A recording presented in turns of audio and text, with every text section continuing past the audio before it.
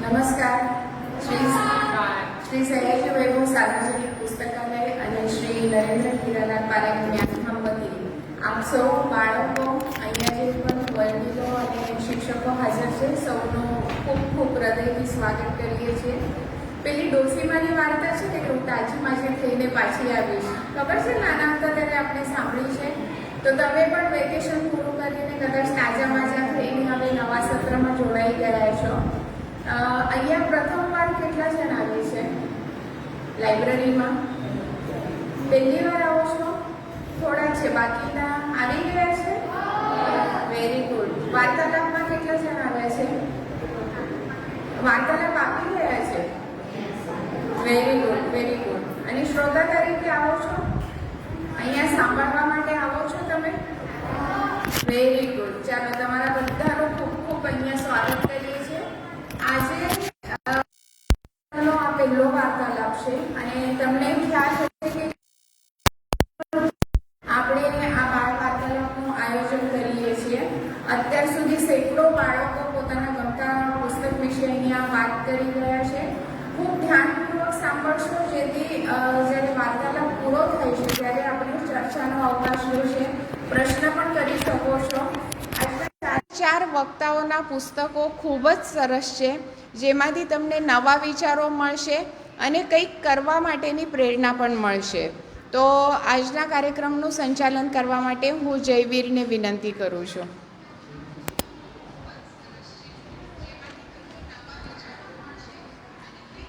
Thank you Madhavi ma'am. નમસ્કાર મિત્રો, કર્મચારીઓ, વાલીશ્રીઓ અને મારા પ્રિય પુસ્તક પ્રેમીઓ. મારું નામ જયવીર છે.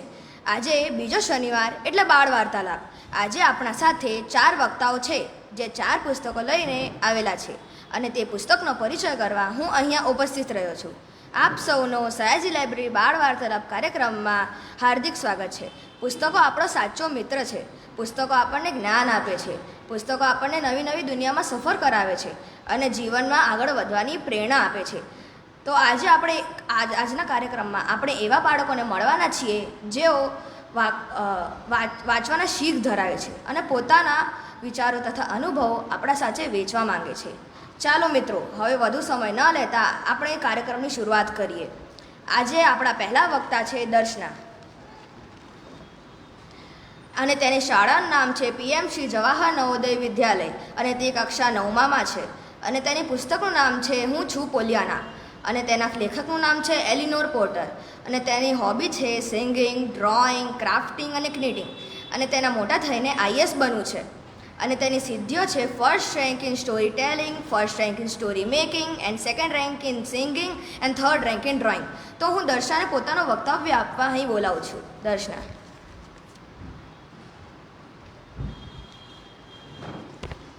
નમસ્કાર મિત્રો, આજે હું મારી વાત એક નાનકડી ઘટનાથી શરૂ કરું છું. એક વખત એક બાળક પોતાના પિતાને પૂછે છે, પપ્પા, દુનિયામાં સૌથી ધનિક માણસ કોણ? પિતા હસીને કહે છે, જેની પાસે સૌથી વધુ પૈસા હોય ને તે નહીં, પણ જેની પાસે સૌથી વધુ સંતોષ હોય ને તે. આજે મને મારા મનગમતા પુસ્તક પોલિયાના વિશે વાત કરવાનો અવસર મળ્યો છે. દરેક પુસ્તક આપણને કંઈક શીખવે છે, પરંતુ કેટલાક પુસ્તકો માત્ર વાર્તા નથી કહેતા, જીવન જીવવાની કળા શીખવે છે. પોલિયાના એવું જ એક પુસ્તક છે. પુસ્તકો માણસના સાચા મિત્ર કહેવાય છે. સારા પુસ્તકો આપણને નવી દ્રષ્ટિ આપે છે, વિચારવાની નવી રીત આપે છે અને જીવનને વધુ સુંદર બનાવે છે. મેં અનેક પુસ્તકો વાંચ્યા છે, પરંતુ પોલિયાના મારા હૃદયને સૌથી વધુ સ્પર્શી ગયું, કારણ કે આ પુસ્તક માત્ર એક બાળકીની વાર્તા નથી, પરંતુ આશા, પ્રેમ, હકારાત્મકતા અને ખુશીનું જીવિત પ્રતીક છે. આજના સમયમાં લોકો પાસે બધું જ છે, છતાં તેઓ ખુશ નથી. પૈસા છે, સુવિધાઓ છે, ટેકનોલોજી છે, પરંતુ મનની શાંતિ અને સંતોષની ખોટ છે. આવા સમયમાં પોલિયાના આપણને યાદ અપાવે છે કે ખુશી બહારની વસ્તુમાં નથી, ખુશી તો આપણા વિચારોમાં જ વસે છે. પોલિયાના એક નાની બાળકી છે. જીવન તેની સાથે ખૂબ કઠોર વર્તન કરે છે. નાની ઉંમરમાં જ તે પોતાના માતાને ગુમાવે છે અને પછી પોતાના પિતાને પણ ગુમાવે છે. કોઈપણ બાળક માટે આ સૌથી મોટું દુઃખ હોઈ શકે, પરંતુ પોલિયાના દુઃખના સામે ઝૂકતી નથી. તેની પાસે એક એવી સંપત્તિ હતી જે દુનિયાની કોઈ બેંકમાં મળતી નથી. એ સંપત્તિ હતી ખુશીથી જીવવાની કળા. આ તેના પિતાએ એને રમત શીખવાડી હતી, જેને ઇંગ્લિશમાં ગ્લેડ ગેમ કહેવાય છે. તે કહેતી હતી કે દરેક દુઃખમાં એક નાનકડી ખુશી છુપાયેલી હોય છે. તેને શોધવાની કળા જ જીવનની સૌથી મોટી કળા છે. આ રમતનું રહસ્ય બહુ સરળ હતું. જો જીવન એક દરવાજો બંધ કરે તો બારી શોધો, જો વરસાદ આવે તો મેઘધનુષ શોધો, જો કાંટા મળે તો ફૂલ શોધો, જો દુઃખ મળે તો શીખવાનો પાઠ શોધો. પોલિયાનાની જીવનની એક ઘટના કહું. એક દિવસ તે મિસિસ જોનને મળવા ગઈ. મિસિસ જોન હંમેશા પોતાની તકલીફો અને દુઃખની જ વાત કરતી. તેઓ માનતા હતા કે તેઓના જીવનમાં ખુશ થવા જેવું જ કશું નથી. પોલિયાના તેમની વાત ધીરજથી સાંભળી અને પછી પોતાની ખુશ રહેવાની રમત વિશે જણાવ્યું. શરૂઆતમાં મિસિસ જોનને આ વાત અજીબ લાગી, પરંતુ ધીમે ધીમે તેમને પણ જીવનની સારી બાબતો પર ધ્યાન આપવાનું શરૂ કર્યું. તેમના વિચારોમાં પરિવર્તન આવ્યું અને તેઓ પહેલાં કરતાં વધુ ખુશ બની ગયા. એક કવિએ લખ્યું છે, ફૂલોએ ક્યારેય ફરિયાદ નથી કરી કે તેમની પાસે કાંટા કેમ છે. તેઓ ખુશ છે કે કાંટાઓ વચ્ચે પણ તે ખીલી શકે છે. આપણે ઘણીવાર જે નથી તેની ફરિયાદો કરીએ છીએ, પણ પોલિયાના જે છે તેના માટે આભાર માને છે. આપણે કાંટા ગણીએ છીએ, પોલિયાના ફૂલ ગણે છે. આપણે અંધકાર જોઈએ છીએ, પોલિયાના તારાઓ શોધે છે. આપણે બંધ દરવાજા જોઈએ છીએ, પોલિયાના ખુલ્લી બારી શોધે છે. આ જ તેની સૌથી મોટી વિશેષતા છે. એક વખત ગામમાં કેટલાક લોકો એવા હતા જેઓ હંમેશા ફરિયાદ કરતા અને નકારાત્મક વાતો કરતા. પોલિયાના તેમની સાથે વાત કરતી અને પૂછતી કે આ પરિસ્થિતિમાં ખુશ થવા જેવું શું છે. શરૂઆતમાં લોકોએ આ વાત વિચિત્ર લાગી. ધીમે ધીમે તેઓ પણ પોતાની મુશ્કેલીઓમાં સારી બાબતો શોધવા લાગ્યા. તેમના વિચારો બદલાવા લાગ્યા અને તેમના જીવનમાં ખુશી વધવા લાગી. પોલિયાના લોકોને માત્ર પ્રેમ આપતી હતી, અને પ્રેમમાં એવી શક્તિ છે જે સૌથી કઠોર હૃદયને પણ પીગલાવી શકે છે. તેના કારણે ઘણા લોકોના જીવન બદલાયા. જે લોકો હંમેશા ફરિયાદ કરતા હતા તેઓ આભાર માનતા શીખે છે. જે લોકો એકલા હતા તેઓ મિત્રતા અનુભવતા થાય છે. જે લોકો નિરાશ હતા તેઓ આશા રાખવા લાગે છે. મને આ પુસ્તક શા માટે ગમે છે? આ પ્રશ્નનો જવાબ આપવો હોય ને તો હું કહીશ કે આ પુસ્તક મને જીવનને નવી રીત જોવાનું શીખવ્યું. આ પુસ્તક વાંચ્યા પછી મને સમજાયું કે સુખી થવા માટે જીવન સંપૂર્ણ હોવું જરૂરી નથી, પરંતુ જીવનને સ્વીકારવું જરૂરી છે. મને સૌથી વધુ ગમ્યું કે તેણે ક્યારેય પોતાના દુઃખને બીજા માટે દુઃખનું કારણ બનવા દીધું નથી. તે પોતે દુઃખી હોવા છતાંય બીજાને ખુશ રાખવાનો પ્રયત્ન કરતી. આ ગુણ મને ખૂબ પ્રેરણા આપે છે. એક સુંદર પંક્તિ છે, ફૂલ સુગંધ આપવા પહેલાં પૂછતું નથી કે કોણ તેનો આનંદ લેશે. એ જ રીતે પોલિયાના પણ ખુશી વેચવા પહેલાં ક્યારેય વિચારતી નથી કે તેને બદલામાં શું મળશે, અને એ જ કદાચ સાચી માનવતા છે. પુસ્તકમાં એક એવો પ્રસંગ આવે છે જ્યારે પોલિયાનાનો એક્સિડન્ટ થાય છે. તે ચાલી શકતી નથી. તેના જીવનમાં જાણે અંધકાર છવાઈ જાય છે. જે બાળકી બીજાઓને ખુશ રહેવાનું શીખવતી હતી તે પોતે જ નિરાશ થઈ જાય છે. પરંતુ અહીં પુસ્તકનો સૌથી સુંદર ભાગ શરૂ થાય છે. જે લોકોને પોલિયાનાએ ખુશી આપેલી હોય છે એ બધા જ લોકો હવે તેની ખુશીનું કારણ બને છે. ત્યારે સમજાય છે, સૌથી મોટું ધન પૈસા નથી, સૌથી મોટું ધન છે લોકોના દિલમાં બનાવેલી જગ્યા. આ પુસ્તકમાંથી મને એક અમૂલ્ય પાઠ મળ્યો. ખુશી એ પરિસ્થિતિ નથી, ખુશી એ પસંદગી છે. આપણે દરેક દિવસની શરૂઆત ફરિયાદથી પણ કરી શકીએ અને આભારથી પણ. ફર્ક વસ્તુમાં નથી, ફર્ક વિચારોમાં છે. પોલિયાના આપણને શીખવે છે કે જીવનમાં દુઃખ આવશે, મુશ્કેલીઓ આવશે, નિષ્ફળતા આવશે, પરંતુ આશા ક્યારેય છોડવી નહીં. મિત્રો, જો દુનિયામાં દરેક વ્યક્તિ પોલિયાનાની જેમ વિચારવાનું શરૂ કરે ને તો કદાચ દુનિયા વધુ સુંદર બની જાય. લોકો એકબીજાની ખામીઓ નહીં, ગુણો જોવા લાગે. લોકો ફરિયાદો નહીં, આભાર માનવા લાગે. લોકો નિરાશા નહીં, આશા વેચવા લાગે. અંતમાં હું કેટલીક સુંદર પંક્તિઓ સાથે મારી વાત પૂર્ણ કરું છું. સૂર્ય દરરોજ ઉગે છે, કારણ કે તેને ખબર છે કે અંધકાર કાયમી નથી. ફૂલ દરરોજ ખીલે છે, કારણ કે તેને વિશ્વાસ છે કે વસંત ફરી આવશે. અને પોલિયાના કાયમ હસતી રહે છે, કારણ કે તેને વિશ્વાસ છે કે દરેક દુઃખ પાછળ કોઈને કોઈ ખુશી છુપાયેલી હોય છે. અંધકારને કોસવાથી પ્રકાશ મળતો નથી, એક દીવો પ્રગટાવવાથી મળે છે. સુખી લોકો સૌથી વધુ આભાર માનતા નથી, પણ જે લોકો સૌથી વધુ આભાર માને છે તે જ સૌથી સુખી હોય છે. જીવનમાં જે નથી તેની ચિંતા કરતાં જે છે તેની કદર કરવી એ જ સાચી ખુશી છે. અને છેલ્લે મિત્રો, જીવનમાં કદાચ આપણે બધા પોલિયાના ન બની શકીએ, પરંતુ રોજ એક સારો વિચાર, એક સ્માઇલ અને એક આભાર શબ્દથી બોલવાની શરૂઆત કરી શકીએ. કારણ કે ખુશી શોધવાની વસ્તુ નથી, ખુશી તો જીવનની રીત છે. આ જ પોલિયાનાનો સંદેશ છે અને આ જ કારણ છે કે પોલિયાના મારું સૌથી પ્રિય પુસ્તક છે. જતાં જતાં હું એક પ્રશ્ન પૂછવા માગું છું. કાલે સવારે જ્યારે તમે ઉઠશો ને ત્યારે તમારા પાસે બે ઓપ્શન હશે, એક ફરિયાદ કરવાનો અને બીજું આભાર માનવાનો. પોલિયાનાએ મને આભાર માનવાનો રસ્તો પસંદ કરવાનું શીખવ્યું હતું. તમે કયો રસ્તો પસંદ કરશો? ખૂબ ખૂબ આભાર.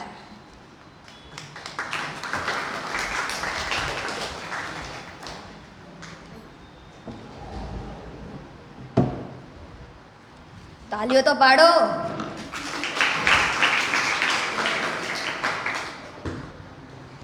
ખૂબ જ સુંદર રજૂઆત. પોલિયાના કથા આપણને દરેક પરિસ્થિતિમાં ખુશ રહેવાનું શીખવે છે અને બીજાને પણ ખુશી ફેલાવવાનું શીખવાડે છે. તો વક્તાનો ખૂબ આભાર. તો મેં બીજા વક્તાને બોલાવું છું. આપણા બીજા વક્તા છે યશ. તે આશ્રમ શાળા ભક્તાશ્રમમાં ભણે છે. તે કક્ષા 10માં છે અને તેની પુસ્તકનું નામ છે ઈસરો ભારતની અંતરિક્ષમાં વિશાળ છલાંગ, અને તેના લેખકનું નામ છે યોગેન્દ્ર જાની, અને તેની હોબી છે ક્રિકેટ અને કુકિંગ, અને તેના મોટા થઈને નેવીમાં જવું છે, અને તેની સિદ્ધિઓ છે વર્લ્ડ રેકોર્ડેડ સંસ્કૃત લેવલ. તો હું યશને પોતાનો વક્તવ્ય આપવા અહીં બોલાવું છું. યશ.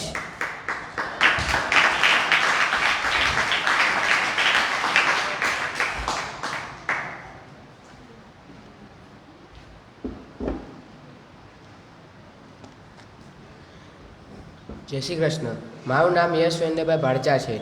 આજે હું ધોરણ 10માં ભણું છું. મારી શાળાનું નામ આશ્રમ શાળા ભક્તાશ્રમ ઇંગ્લિશ મીડિયમ સ્કૂલ છે.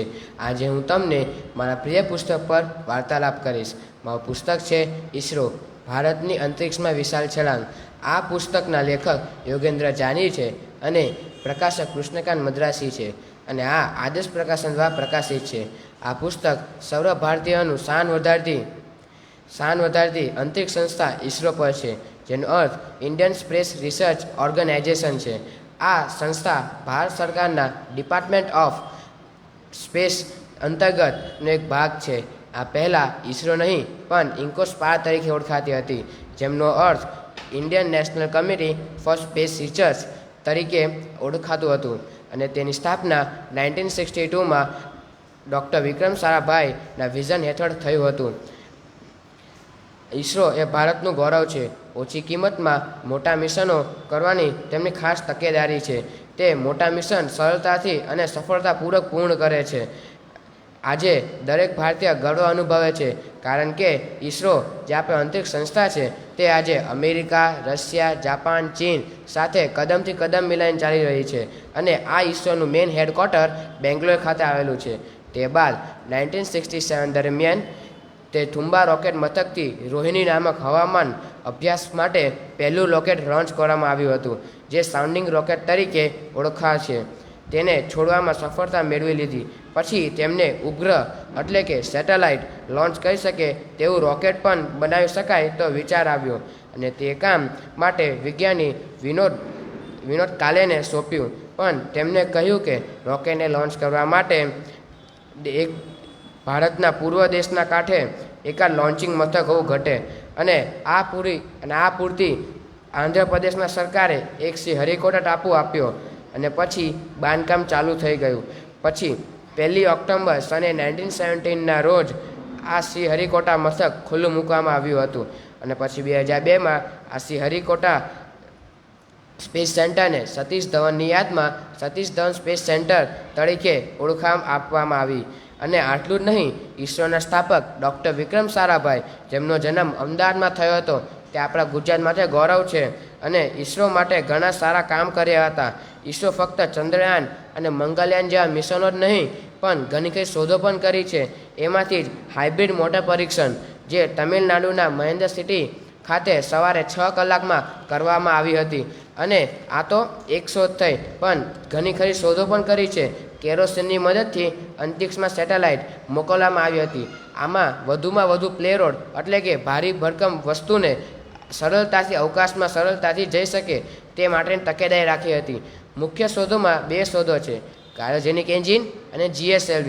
સૌથી પહેલાં આપણે ક્રાયોજેનિક એન્જિન તરફ જઈશું. ક્રાયોજેનિક એન્જિન એટલે એક રોકેટ એન્જિન છે જે પ્રવાહીને ઓક્સિજન તરીકે ઉપયોગ કરે છે અને બળતણ તરીકે વાપરે છે. અને હવે GSLV જે એક રોકેટને તરતા મૂકવાની પદ્ધતિ છે જેને ઇસરો સંચાલન કરે છે. સને 2001થી જ આ GSLV સુધી 15 લોન્ચિંગ ઘટનાઓમાં વપરાઈ ચૂકી છે. અને GSLVનો અર્થ જીઓસાયનોક્રોન્સ લોન્ચ વ્હીકલ થાય છે. હવે આપણે ઇસરો દ્વારા સંચાલિત ચંદ્રયાન મિશન માટે જાણીશું. આ મિશન અત્યાર સુધી કુલ 3 ભાગમાં હતું: ચંદ્રયાન 1, ચંદ્રયાન 2, ચંદ્રયાન 3. એટલે ચંદ્રયાન 1 હતું તે સફળ હતું, પણ ચંદ્રયાન 2 નહીં. ચંદ્રયાન 1 ઓગસ્ટ 2009 સુધી કામ આપ્યું હતું. આ મિશન ફક્ત ઓર્બિટર મિશન હતું, એટલે કે ચંદ્રની ભ્રમણ કક્ષામાં જઈને ચંદ્રની દેખરેખ રાખવાની જિમ્મેદારી હતી. આ મિશન સફળતા મળી તે બાદ ચંદ્રયાન 2 માટે ઇસરોએ આગળ વિચાર્યું, પણ ચંદ્રયાન 2ના સોફ્ટવેરની ખામીને કારણે આ ચંદ્રયાન 2 મિશન ફેલ ગયું. અને આ વખતે ઓછા ખર્ચના કારણે આખી દુનિયા ચકિત થઈ ગઈ હતી. નાસા જેવી મોટી સંસ્થા પણ વિચારમાં પડી ગઈ હતી કે આટલા ઓછા ખર્ચમાં આટલા મોટા મિશન કેવી રીતે થઈ શકે. અને આજ પછી આમાં નિષ્ફળતા મળવા બાદ ઇસરોના ચેરમેન ડૉક્ટર શિવાને નિરાશ થઈ ગયા. અને આથી 2 મહિના પછી આપણા વડાપ્રધાન શ્રી PM મોદીએ તેમને હૂંફ આપી અને ફરી એકવાર વિચાર આવ્યો કે ચંદ્રયાન 3 માટેનો. અને ચંદ્રયાન 3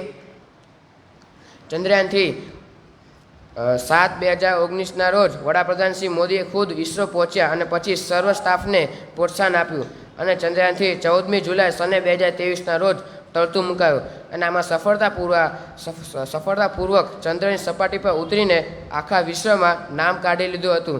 અને આની સાથે એક આડ વાત પણ છે કે તમિલનાડુથી 400 કિલોમીટર દૂર એક નમક્કલ ગામ છે જ્યાંની માટી ચંદ્રની સપાટી જેવી હતી. આથી જ ઇસરોને 400 ટન માટીની પૂરતા આ ગામે પાડી હતી. અને થોડી ઇસરોમાં ફક્ત પુરુષો જ નહીં પણ ઘણી ખરી સ્ત્રીઓએ પણ ભોગ આપ્યો હતો, જેવી રીતે કે રીતુ કારીગલ જે સ્પેસ વુમન તરીકે ઓળખાય છે. અને ઇસરો સંસ્થાને આગળ વધવામાં આ મહિલાઓનો પણ ખૂબ મોટો હાથ હતો. હવે અંતિમ વાત કહીને હું મારી વાણીને વિરામ આપીશ કે જે સંસ્થા પહેલાં રોકેટના પાર્ટ્સને સાયકલ પર ટ્રાન્સપોર્ટ કરતી હતી તે આજે 140 જેટલી સફળ સેટેલાઇટ લોન્ચ કરી છે અને વિશ્વની એક સુપ્રસિદ્ધ સંસ્થા થઈ ગઈ છે. જય હિન્દ, જય Bharat.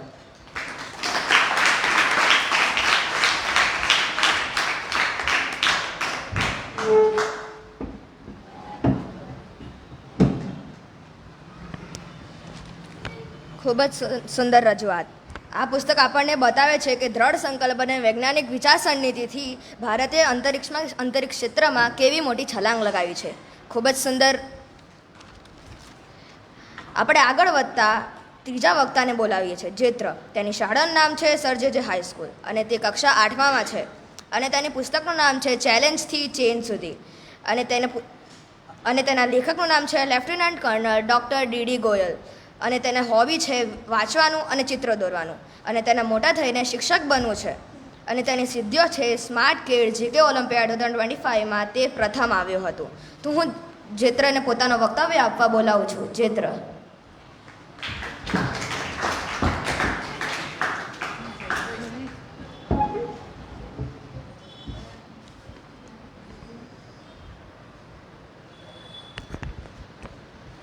When people doubted my ability to walk, I decided to fly.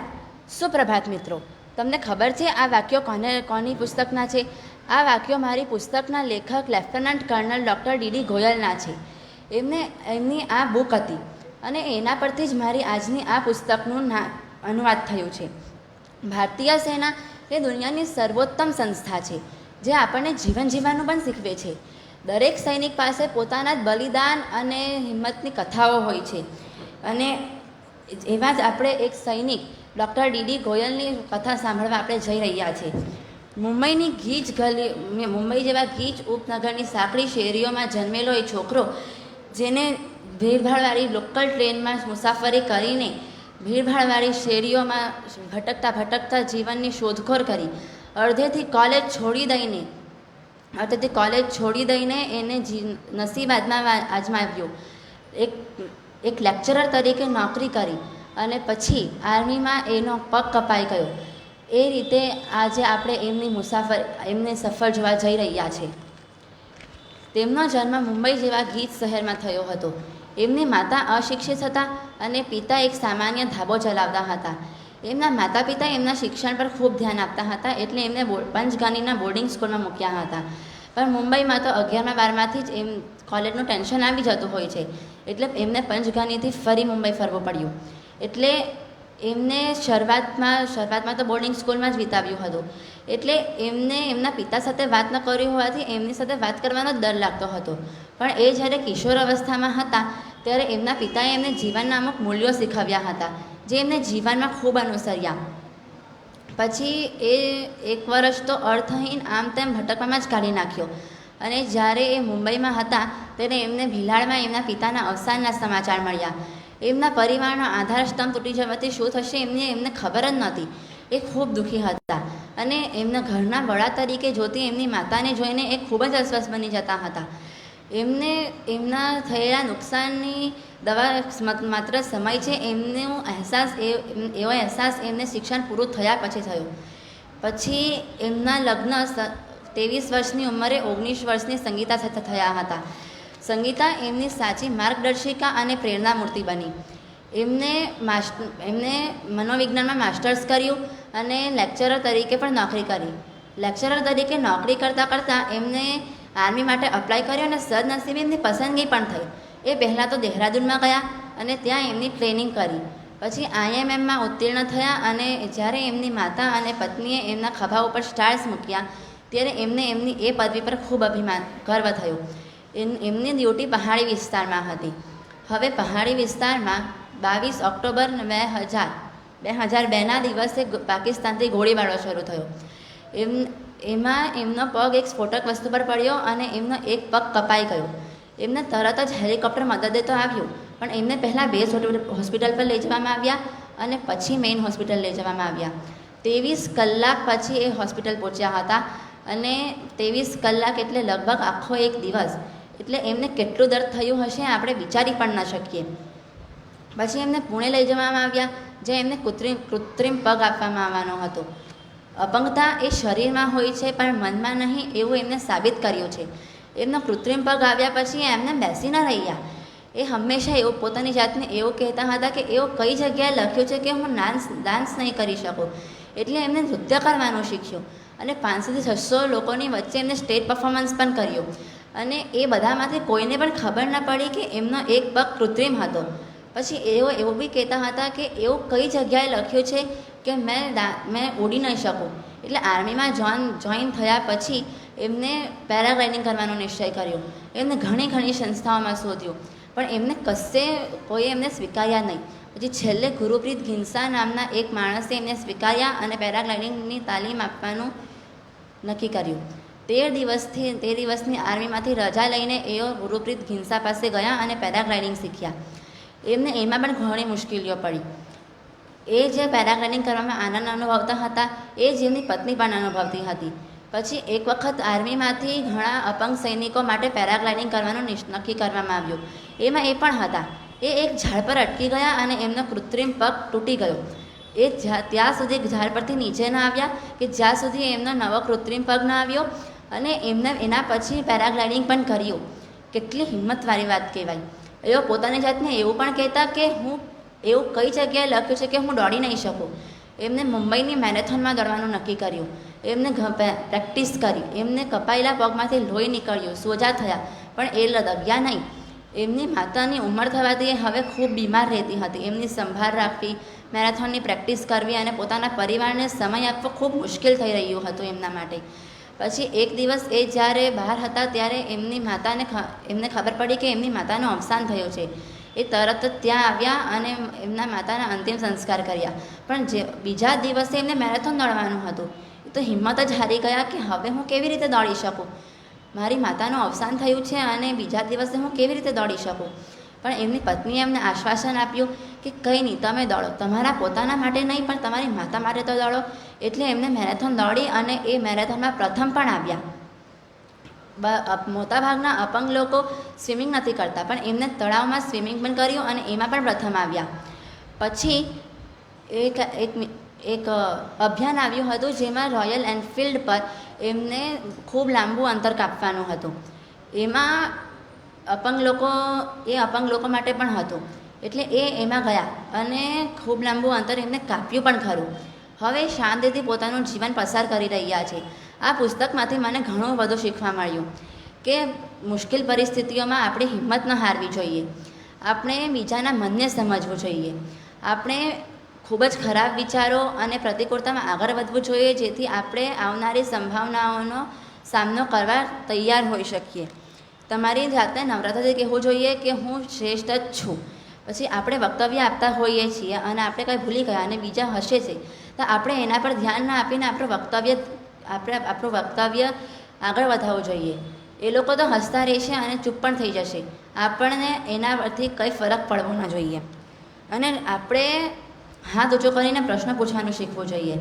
આવી બધી શિખામણ મને આ પુસ્તકમાંથી મળી હતી. આ પુસ્તક ખૂબ જ સારી હતી અને એવો તો હવે એવું પણ કહે છે કે એ જીવન દ્વારા યોજેલ આવનાર નવા પડકારોની રાહ જુએ છે. હું મારું વક્તવ્ય અહીં પૂર્ણ કરું છું. મને સાંભળવા બદલ આભાર.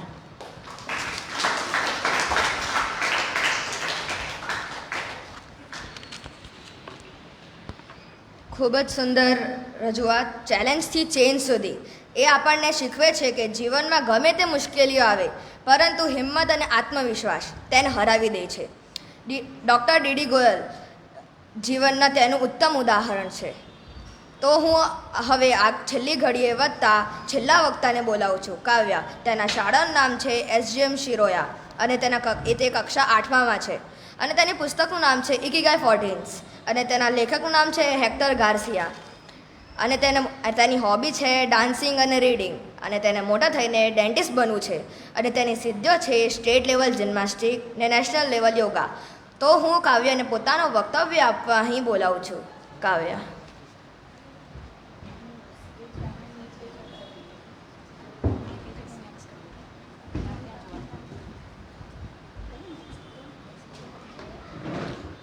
Good morning everyone. મારું નામ કાવ્યા ધવલસિંહ પરમાર છે. હું SGM સ્કૂલમાં 8th સ્ટેન્ડર્ડમાં ભણું છું. જેમ કીધું તેમ હું આજે ઇકીગાઈ ફોર ટીન્સ નામની એક બુક વિશે બુક રિવ્યૂ આપવા માંગુ છું. પણ તે પહેલાં હું સયાજી વૈભવ લાઇબ્રેરીની આભારી છું કે તેમણે મને આ વાર્તાલાપ સારું ઓપોર્ચ્યુનિટી આપી છે. Thank you Sayaji Vaibhav library. તો ચાલો હવે બુક રિવ્યૂ આગળ વધારીએ. તમને ખબર છે ઇકીગાઈ એટલે શું? કોઈને નહીં? કંઈ નહીં, હું કહું. ઇકીગાઈને આપણે એક જેપેનીઝ વર્ડ છે જે આપણે એકદમ સિમ્પલ રીતે બોલીએ તો અ reason to wake up every morning.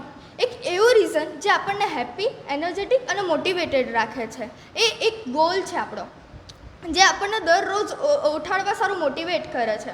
હવે સ્કૂલ લાઈફના ટાઈમમાં આપણે લોકો બહુ બધા કન્ફ્યુઝ હોઈએ કે મારે જીવનમાં શું કરવું, ડૉક્ટર બનવું, એન્જિનિયર બનવું, ગેમર બનવું કે ડાન્સર. આ બુક એક્ઝેક્ટલી આ જ કન્ફ્યુઝનને દૂર કરવામાં આપણી હેલ્પ કરે છે. એમ તો આ book original Ikigai a Japanese secret to live a long and happy લાઈફમાંથી સ્પેશિયલી ટીનેજર્સ માટે લખાઈ છે. આ જે ઓરિજિનલ બુક છે તે 60+ લેંગ્વેજીસમાં ટ્રાન્સલેટ થઈ છે અને 5 મિલિયન કરતાં વધારે કોપીઝ એની સોલ્ડ પણ થઈ છે. તો તમે વિચારી શકો છો કે એની અંદર કેટલી પાવરફુલ વાત લખેલી હશે. હવે તમારા બધા સારો એક ક્વેશ્ચન છે, કોને મંડે મોર્નિંગ ઉઠવું નથી ગમતું? પ્લીઝ હાથ ઊંચા કરજો ને. લે, આવું કોઈને જ નથી ગમતું? બધાને જ ગમે છે મંડે મોર્નિંગ ઉઠવા સારું? કાંઈ નહીં. મને પણ નથી ગમતું. એટલે કે જેને નથી ગમતું તેને ઇકીગાઈની જરૂર છે અને બાકીએ બી વાંચવું જોઈએ. હવે બુક સ્ટાર્ટ થાય છે ઓકિનાવાના એક આઇલેન્ડથી, જાપાનના એક આઇલેન્ડથી, ઓકિનાવા. તમને ખબર છે ઓકિનાવાને લેન્ડ ઓફ ઇમોર્ટલ્સ પણ કહેવાય છે. તમને ખબર ઇમોર્ટલ્સ એટલે શું? એવા માણસો જે કોઈ દિવસ મરે નહીં. તમને શું લાગતું હશે એવું કેમ? કહું, કારણ કે ત્યાંના લોકો 100 વર્ષ કરતાં વધારે જીવે છે અને નોટ જસ્ટ જીવે, એક્ટિવ જીવે છે. ત્યાંના 100 વર્ષના દાદા દાદી ગાર્ડનમાં કામ કરે, ડાન્સ કરે, ફ્રેન્ડ્સ સાથે હસે અને રોજ મોર્નિંગમાં એક્સરસાઇઝ પણ કરે છે. આપણને જો પીટી પીરિયડમાં 2 રાઉન્ડ સુધી દોડવા કહી દીધા, આપણે તો હાફી જઈએ છીએ નહીં, પણ ત્યાંના દાદુ તો 100 મીટરની રેસ સુધી દોડી શકે છે. ડૉક્ટર્સ અને સાયન્ટિસ્ટની ટીમે જોયું કે આવી રીતે કેવી રીતે થઈ શકે, તો એ લોકો ત્યાં ગયા અને રિસર્ચ કર્યું, તો એ લોકોએ જોયું કે એ લોકો સ્ટ્રેસ ફ્રી લાઈફ જીવે છે. એટલે કે ઓથર્સ હેક્ટર અને ફ્રાન્સિસ ત્યાં ગયા, ત્યાંના લોકોનું ઇન્ટરવ્યૂ લીધું અને બધા એક જ વાત કહી હતી કે અમારો ઇકીગાઈ છે. એટલે એ લોકો પાસે રોજ ઉઠવાનું એક કારણ છે. એ લોકોએ 102 વર્ષના દાદાને પૂછ્યું કે દાદા, તમે હજુ બી વર્કશોપ કેમ જાઓ છો? પૈસાની જરૂર છે તમને એટલે? તો દાદા કહે, ના, મને પૈસાની જરૂર નથી, હું તો કમાવા નથી જતો, મને નવી વસ્તુઓ બનાવવાની ખૂબ ગમે છે, એ મારો ઇકીગાઈ છે, એટલે હું ત્યાં જાઉં છું. હવે તમે વિચારતા હશો કે ઇકીગાઈ, પણ એ મળે કેવી રીતે, એ શોધવાનું કેવી રીતે? તો એ જ કહું, ઇકીગાઈ મળે કેવી રીતે. જો આપણી બુકમાં ધ 4 સર્કલ્સ નામનો ડાયાગ્રામ આપ્યો છે. તમે જોઈ શકો છો કે 4 સર્કલ એકબીજા પર ઓવરલેપ થાય છે ને વચ્ચે તમારો ઇકીગાઈ છે. પહેલો circle, what you love to do, તમને શું કરવાનું બહુ જ ગમે છે, એવું કંઈ કામ જે તમને કરતાં ટાઈમનો ખ્યાલ જ ના રહેતો હોય. Second circle, what you are good at, તમે શામાં સારો છો, તમારો talent. Third circle, what you can be paid for, એવી ફ્યુચરમાં સ્કિલ કે જેનાથી તમને પૈસા મળી શકે. Fourth circle, what world needs, દુનિયાને ખરેખર જોઈએ શું છે. હવે અને એ બધું મળીને આપણો ઇકીગાઈ બને છે. હવે તમે એવું વિચારતા હશો કે આ બધું મળીને ઇકીગાઈ કેવી રીતના મળે, તો સમજાવો. જો કોઈ વાર શું થાય કે તમને જે ગમે છે ને તમે જેની અંદર સારા છો તે અલગ હોય. એટલે તમને જે ગમતું હોય તેની અંદર તમે સારા નહીં હોય, કાં તો જેમાં સારા હોય તે તમને ગમતું ના હોય. તો શું કરો કે તમને જેમાં જે ગમે છે તેને સારું કરો, કાં તો જેમાં સારા છો તેને ગમતું કરો. એના પછી નેક્સ્ટ સર્કલ જો, શું એ દુનિયાને ગમે, શું એ દુનિયાને જરૂરી છે? જરૂરી હોય તો આગળ વધો. શું તમને એમાંથી પૈસા મળી શકે છે? હા, મળી શકે છે. તો એની અંદર આગળ વધો, તો એ તમારું લાઈફ ગોલ થઈ ગયું. ઓકે, જો હમણાં તમને કદાચ ના સમજ પડે તો હું તમને એક એક્ઝામ્પલથી સમજાવું. અમન ફ્રોમ 8th સ્ટેન્ડર્ડ, એના ડોગ્સના ફની વિડીયોઝ બનાવવા બહુ જ ગમે છે. એ એડિટિંગમાં બી એક્સપર્ટ છે. એ ફોન પર જ ટ્રાન્ઝેક્શન બનાવે છે. પછી એને સ્કૂલમાંથી ટીચર્સ લોકો વિડીયોઝ બનાવવા પણ આપે છે અને આપણે લોકો અને એને પછી ખ્યાલ આવે છે કે મને તો વિડીયોઝ બનાવતા બહુ સારી રીતે આવડે છે. અને ત્યાંના લોકોને બી ખ્યાલ આવે છે કે આ તો વિડીયોઝ બનાવવામાં બહુ સારા છે. અને એ નવા સબ્જેક્ટ્સના અલગ પ્રોજેક્ટ્સના વિડીયોઝ બનાવી આપે છે સ્કૂલમાં. અને એ બીજા કોમેડી વિડીયોઝ બી બનાવે છે જે યુટ્યુબ પર નાખે છે. હવે યુટ્યુબ પર નાખે તો આપણને પછી હોમવર્ક પછી થોડુંક હસવું તો જોઈએ જ છે ને, નહીં જોઈતું? જોઈએ જ છે ને. તો આપણે લોકો એ વિડીયો જોઈએ છે તો આપણને જોઈએ છે. તો અમન સારો, એને ગમે બી છે, એની અંદર એ સારો બી છે, આપણને એના વિડીયોઝ જોવા બી ગમતા છે અને એનામાંથી પૈસા બી મળે છે એને. તો એનો ઇકીગાઈ થઈ જાય છે કોન્ટેન્ટ ક્રિએટર. સમજાયું? તો ફ્રેન્ડ્સ, આપણે બી આપણા સર્કલ્સ શોધવાના છે. બુક એવું કહે છે કે આજે ના મળે, એના સારું પ્રેક્ટિસ ઓફ ઇકીગાઈ કરવી પડે છે. ઓકે, એ પ્રેક્ટિસ ઓફ ઇકીગાઈ ખાલી 5 સ્ટેપની પ્રોસેસની છે. કહું, પહેલો step, what do I do with my life. આ ફેમિલિયર નથી લાગતું તમને? એટલે આ બધાને જ આવ્યો હશે. યાદ અપાવું ક્યારે? એક્ઝામની રાતે 12 વાગે. નહીં આવે? પણ ડાયરીમાં એવું લખો કે તમને શું ગમે છે. બીજું, don't be afraid to try new things. નવી વસ્તુઓ કરવામાં બીવો નહીં. Third, find small opportunities. નાની ઓપોર્ચ્યુનિટીઝ શોધો. હવે હું તમને મારો જ એક્ઝામ્પલ આપું કે મેં એક બહુ સારી જિમ્નાસ્ટ હતી, પણ અનફોર્ચ્યુનેટલી અમુક રીઝન્સના કારણે મારે જિમ્નાસ્ટિક છોડવું પડ્યું. પણ પછી મેં ડાન્સમાં એપ્લાય કર્યું. ડાન્સમાં મેં એટલી સારી હતી કે પછી મને ટીવી શો પર જવાનો પણ ચાન્સ મળ્યો હતો. પણ મને જ્યારે ચાન્સ મળ્યો ત્યારે બંને વખત મારા પગ ફ્રેક્ચર થઈ ગયા, એટલે પણ હું ના જઈ શકી. એટલે મેં બહુ કંટાળી ગઈ હતી કે પણ મારે કંઈ ને કંઈ લાઈફમાં કરવું જ હતું. તો ત્યારે જ મમ્મા ડેડાએ મને કીધું કે જો કાવ્યા લાઇબ્રેરીમાં તને બુક રિવ્યૂનો ચાન્સ મળે છે તો જા કર. જોયું, તમે આજે તમારી સામે ઊભી છું ને મને સ્ટેજ મળે છે, મેં કંઈ નવું કરું છું, તમારી સામે બુક રિવ્યૂ આપું છું નહીં. એટલે જ find small opportunities. Fourth, follow your passion with discipline. જે ફિલ્ડ ગમે તેની સોરી તમને હવે તમારો પેશન મળી ગયો, રાઈટ, તો હવે એની પાછળ લાગી રહો. એના સારું જો સવારે તમારે 5 વાગે ઉઠવું પડે ને તો ઉઠો. એવું નહીં કે આજે મહેમાન આવે છે એટલે નહીં, આજે નહીં કરવાની, મને પેટ દુખે છે એટલે નહીં કરવાની. ના, એ તમારો લાઈફ ગોલ થશે તો એની પાછળ લાગી રહો. 5મું, બી બેસ્ટ ઇન યોર ફિલ્ડ. જે ફિલ્ડ તમને ગમે છે તેની અંદર શર્માજી કા બેટા બનો, ટોપર્સ બનો, પણ ખાલી માર્ક્સ લાવવામાં નહીં, જે પેશન તમને ગમે છે એમાં. હવે આપણા ટીન્સ માટે એક 7 ઇઝી રૂલ્સ આપ્યા છે જે તમે આજથી ફોલો કરી શકો છો.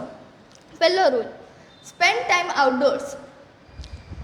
તમારા ફ્રેન્ડ સાથે રિસેસમાં ગ્રાઉન્ડ પર 10 મિનિટ ચાલો, કારણ કે sunlight plus friends equals to free mood booster. Okay. બીજું, લીવ સ્ટ્રેસ ફ્રી લાઈફ. એક્ઝામમાં ખાલી 15 માર્ક્સ જ આવ્યા 20માંથી, કંઈ નહીં. 5 ઊંડા શ્વાસ લો અને પોતાને કહો નેક્સ્ટ ટાઈમ 18 લાવીશું, કારણ કે વિરાટ કોહલી પણ આઉટ થાય છે ને 0 પર. Third, get close to nature. ફોનમાં વોલપેપર નેચરનું ના રાખો, કોઈ દિવસ સાચે ટ્રીને જોયા કરો. Fourth, practice exercise. સ્ટેર્સ ચડો, લિફ્ટમાં સેલ્ફી નહીં પાડો. આપણે લોકો બહુ બધી વાર લિફ્ટમાં જઈએ જ છે, તો સ્ટેર્સ ચડવાની આદત પાડો. Fifth, avoid over eating. એક જેપેનીઝમાં ફ્રેઝ છે હારા હાચીબુ, જે એવું કહેવા માંગે છે કે 80% પર સ્ટોપ. આ રૂલ ઓકિનાવાના લોકોએ બનાવ્યું છે. હવે રિસેસમાં 2 પરાઠા ખાઈને પેટ ફૂલ થઈ ગયું, પણ ફ્રેન્ડ્સ એવું કહે છે કે હજુ એક ખા ને બસ, ત્યારે આ ઓકિનાવાનો રૂલ યાદ કરજો કે 80% પર સ્ટોપ, નહીંતર પીટી પીરિયડમાં પેટ દુખશે. Fifth, make good friends. એક ગુડ ફ્રેન્ડ સારું જેપેનીઝમાં એક વર્ડ છે મોઈ, જે હવે 3 થી 4 જણનું એવું ગ્રુપ બનાવો કે જે એક્ઝામ ટાઈમે નોટ શેર કરે, અને જો તમે બંક મારો તો પ્રિન્સિપલને કહી ના દઈ સાચું.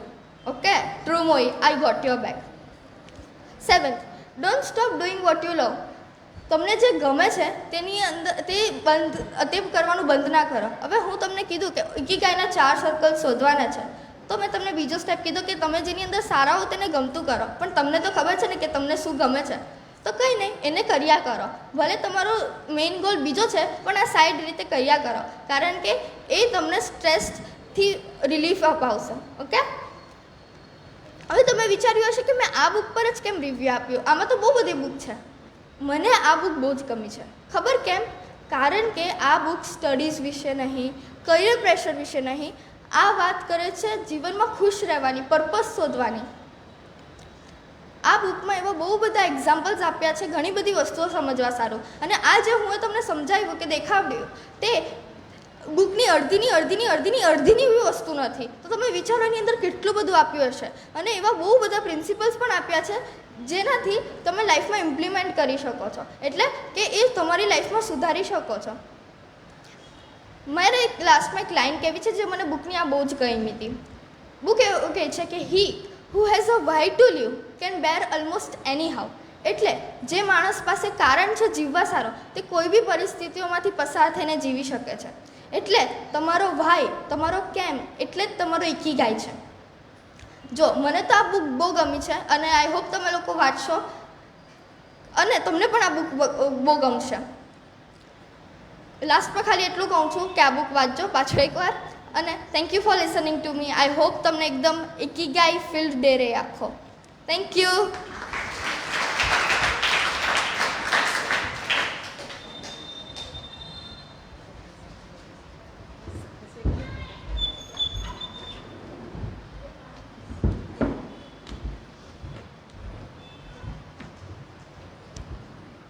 તો બાળમિત્રો, કેવો લાગ્યો આજનો વાર્તાલાપ?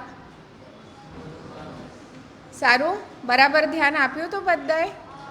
હા, બધાના કાન અહીંયા હતા, શરીર અહીંયા હતું, મન ક્યાં હતું? અહીંયા જ હતું. ઓકે, બહુ જ સરસ વાત. આજના ચારે ચાર પુસ્તકો જે રીતે અહીંયા રજૂઆત કરવામાં આવી તે માટે સૌ બાળકોને પહેલાં આપણે તાળીઓથી વધાવી લઈએ. એક સાચી વાત કહીએ ને તો અહીંયા બાય પ્રોડક્ટ તરીકે તમને કોન્ફિડન્સ મળે છે આ પ્લેટફોર્મ પર, અને સામે બેસીને તમે સાંભળો છો ને ત્યારે અંદર વાતો કરવાનું મન થઈ જાય છે, ચર્ચા કરવાનું મન થાય છે, પણ એકચ્યુઅલ સ્ટેજ પર આવીને જ્યારે વાત રજૂ કરવાની હોય ને તે વખતે તમારામાં ખૂબ જ ધીરજ અને આત્મવિશ્વાસ હોવો જરૂરી હોય છે. તો સૌ બાળકોને વિનંતી કે આજે ચારે ચાર પુસ્તકો તમે જો બરાબર સાંભળ્યા હોય તો આપણે ચર્ચા તરફ જઈશું. પણ તે પહેલાં એક ક્વિક રિવ્યૂ આપણે લઈ લઈએ કે ફર્સ્ટ પુસ્તક જે હતું, દર્શનાએ પોલિયેના વિશે વાત કરી. તમને ખ્યાલ છે કે વાંચે ગુજરાત નામનું એક અભિયાન ગુજરાતમાં હતું? ખબર છે? હા, આખા રાજ્યમાં એક રીડિંગ મૂવમેન્ટ થઈ હતી અને એના બીજ સયાજી લાઇબ્રેરીમાં છે. સયાજી લાઇબ્રેરીએ પહેલાં જિલ્લા સ્તરીય એક રીડિંગ મૂવમેન્ટ કરી અને તે વખતના જે આપણા મુખ્યમંત્રી હતા અને હાલના વડાપ્રધાન શ્રી નરેન્દ્રભાઈ મોદીએ વાંચે ગુજરાતને પ્રમોટ કર્યું હતું. સમગ્ર ગુજરાતમાં દરેક વ્યક્તિ વાંચતી થાય એવી અપેક્ષા હતી, કેમ કે વાંચવાથી જ ભવિષ્ય ઉજળું થશે અને આપણે સારા માનવી બની શકે એવી બધાની સદ્ભાવના હતી. તે અંતર્ગત જ્યારે સામૂહિક વાંચનની જે પ્રક્રિયા થતી હતી એમાં પોતે નરેન્દ્રભાઈ મોદીએ પોલિયેના બુક વાંચી હતી. એટલે પોલિયેનાનું શું મહત્ત્વ છે એ બુક સાંભળીને તમને ખ્યાલ આવ્યો હશે કે એક નાની અમથી દીકરી જેને બહુ નાની હતી, બાળપણમાં જ એના માતા પિતાને ગુમાવ્યા છે, પરંતુ દરેક પરિસ્થિતિ ભલે ગમે તેટલી વિષમ પરિસ્થિતિ હોય, મુશ્કેલીઓ હોય, ચેલેન્જીસ હોય, પણ એની સમક્ષ એ પોતાની પોઝિટિવિટીથી અને એક જ મંત્ર હતો કે જીવનમાં ખુશ કેવી રીતે રહેવું. દરેક જગ્યા પર તમને પ્રશ્ન આવશે, મુશ્કેલીઓ આવશે, કેવી રીતે આમાંથી બહાર નીકળવાનું. ઘણી વખત બધા રસ્તા બંધ દેખાય, પણ બહુ જ સરસ રીતે આ પુસ્તકને રજૂઆત કરવા માટે દર્શનાને તો હું અભિનંદન આપું જ છું. પણ જેવું પોલિયેના કાંટા હોય છે પણ એમાંથી ફૂલને શોધે છે, અંધારું છે પણ એમાંથી પણ પ્રકાશને શોધવાની કોશિશ કરે છે. આપણને જ્યારે બંધ બારણા દેખાય છે ત્યારે એને ખુલ્લી બારીઓ દેખાય છે. તો કોઈ પણ પરિસ્થિતિમાંથી સારામાં સારું બહાર નીકળવા માટે આપણે કેવી માનસિકતા કેળવવી જોઈએ અને એમાંથી ખુશ પોતે તો રહે જ છે પણ એ બીજાને પણ ખુશ કરે છે, બીજાને પણ આનંદ આપવાની કોશિશ કરે છે. તો ગમે તેટલી દુઃખ ભરેલી પરિસ્થિતિઓ હોય, મુશ્કેલીઓ હોય, નિષ્ફળતા પણ આવી શકતી હોય છે જીવનમાં, તો એ બધામાં તમારી અંદર એક કૃતજ્ઞતાનો ભાવ, તમે આભાર વ્યક્ત કરો છો, નવી આશાઓ તમારી સમક્ષ હોય છે અને એ બધી પ્રોસેસમાંથી પરિસ્થિતિમાંથી તમે જાઓ છો ત્યારે તમને આનંદ મળવો જોઈએ. અને એ તમારા પૂરતો સીમિત નહીં પરંતુ ઇતરોને પણ તમે આનંદી રાખી શકો છો. અને ખુશ રહેવાની રીત છે તે જ કદાચ જીવન જીવવાની કળા છે એવું આ પુસ્તક સમજાવે છે અને દર્શનાએ ખૂબ સરસ એને આપણી સમક્ષ પ્રસ્તુત કર્યું. બીજો આપણો વક્તા હતો યશ. ઇસરો વિશેની એને વાત કરી, ભારતની અંતરિક્ષમાં વિશાળ છલાંગ. કેમ કે તમે જુઓ છો કે આપણે નાસાને ઘણું મહત્ત્વ આપતા હોઈએ છીએ કે દર થોડા મહિનાઓ પછી નાસાના પ્રોજેક્ટ્સ આવે છે, પણ ઇસરો પણ એટલું જ કામ કરે છે અને એના માટે જે સાયન્ટિસ્ટ ડેડિકેશનથી પેશનેટલી કામ કરે છે, તો એ બધા ગુણો આપણામાં આવવા માટે આવા પુસ્તકોનું વાંચન અને રજૂઆત થવી જોઈએ. એના માટે આ પુસ્તકનું આપણે સિલેક્શન કર્યું હતું. ખૂબ સરસ તે આ પુસ્તક વાંચ્યું પણ અને રજૂઆત પણ સરસ હતી. તારી સાથે આજે જે મિત્રો ઉપસ્થિત છે, આજે ખાસ આ સાંભળવા માટે આવ્યા છે, તો જ્યારે પુસ્તક આપણે સિલેક્ટ કરીએ, તમારા શાળાનો વિદ્યાર્થી અહીંયા આવે છે તે વખતે એ પુસ્તકને સારી રીતે સાંભળો છો ત્યારે એને સમજવાની પણ કોશિશ કરજો કે આવા કયા ગુણો છે જે આપણે એમાંથી સ્વીકારી શકીએ હવે તમે જે ટીન એજમાં છો, હવે તમને કરિયરનો પણ વિચાર કરવાની જરૂર છે. અત્યાર સુધી ધમાલ મસ્તી બધું બહુ જ કર્યું છે, પરંતુ હવે જીવનના ગોલ તરફ જવું હોય તો આવા પુસ્તકોના વાંચનથી આપણે આગળ જઈ શકીએ. તો આવા પુસ્તકો વાંચતા વાંચતા જ કદાચ જીવનનું ધ્યેય પણ મળી શકે છે. એટલે ઈસરોએ જે બધું કામ કર્યું છે અને હજુ પણ જે કામ કરે છે, એમના જે સાયન્ટિસ્ટ છે, એ બધાના લાઈફ વિશે જાણવા માટે પણ આપણી લાઇબ્રેરીમાં ઘણા બધા પુસ્તકો છે. તમારામાંથી હજુ પણ કોઈ જો મેમ્બર ન બન્યું હોય અને હવે તમને એમ થાય કે આટલું જાણ્યા પછી મારે વધારે આમાં આગળ વધવું છે, વધારે વાંચવાની જરૂર છે, તો ચોક્કસ તમે અહીંયા આવીને મેમ્બર બનીને પુસ્તકો લઈ જઈ શકો છો. જૈત્રનું પુસ્તક હતું ચેલેન્જથી ચેન્જ સુધી, ખૂબ અદ્ભુત. અને ખાસ એક વાત મારે જણાવવાની છે કે દર્શના અને જૈત્ર બંનેઓએ ખાલી 5 દિવસમાં તૈયારી કરી છે. એ લોકોએ પહેલાં બુક સિલેક્ટ કરી હતી, તેમાં અમને કંઈ બહુ મજા નહીં આવી થોડી, એટલે પછી અમે 5 જ દિવસમાં એ ચેન્જ કરી અને બંને જણાએ ખૂબ સિન્સિયરલી એફર્ટ્સ લીધા છે અને સારી તૈયારી કરી છે. તો એની જે બુકમાં હતું તેમાં એક સૈનિકના જીવનમાં કેટલા બધા ચેલેન્જીસ આવી શકે છે, પણ એ ચેલેન્જીસને કેવી રીતે એક્સેપ્ટ કરે છે. એક પગ ન હોવા છતાં એ સ્વિમિંગ કરી શકે છે, ડાન્સ કરી શકે છે, અને ખરેખર અપંગતા શારીરિક હોઈ શકે પરંતુ માનસિક તો કોઈ દિવસ ના હોઈ શકે. એટલે એવા કેટલા બધા ઉદાહરણો છે કે જેમને કૃત્રિમ પગ છે, એમને એવરેસ્ટ પણ સર કર્યો છે, સ્વિમિંગમાં પણ મોટા દરિયાઓ પાર કર્યા છે. એટલે આ એક તમારા મનમાં જે પોતાના માટે લિમિટેશન્સ તમે નક્કી કરી રાખી હોય, એક લક્ષ્મણ રેખા રાખી હોય કે આ તો મારાથી નહીં થશે, પણ આપણી ડિક્શનરીમાં ઘણી વખત કે ઇમ્પોસિબલ વર્ડ નથી, that is I am possible, હું બધું જ કરી શકું છું, એવું તમને જે પ્રેરણા આપે છે તે આ પુસ્તકમાંથી આપણને શીખવા મળે છે.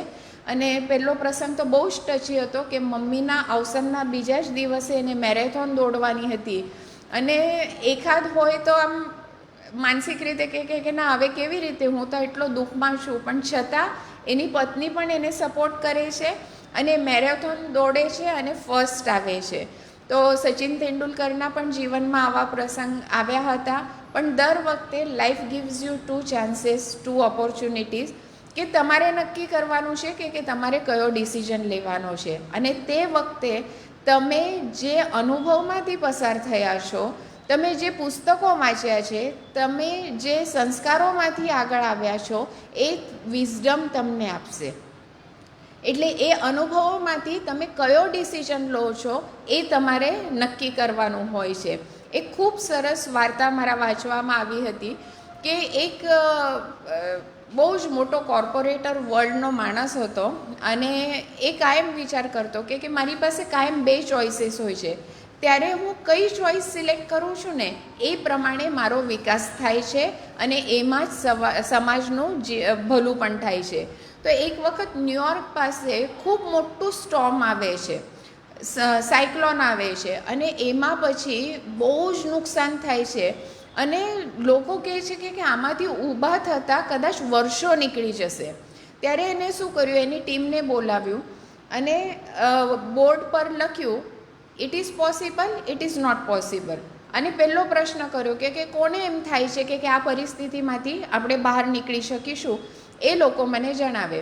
એટલે જે લોકોએ કહ્યું કે આમાંથી બહાર નીકળી શકીશું, એમને એ ટીમમાં લઈ લીધા.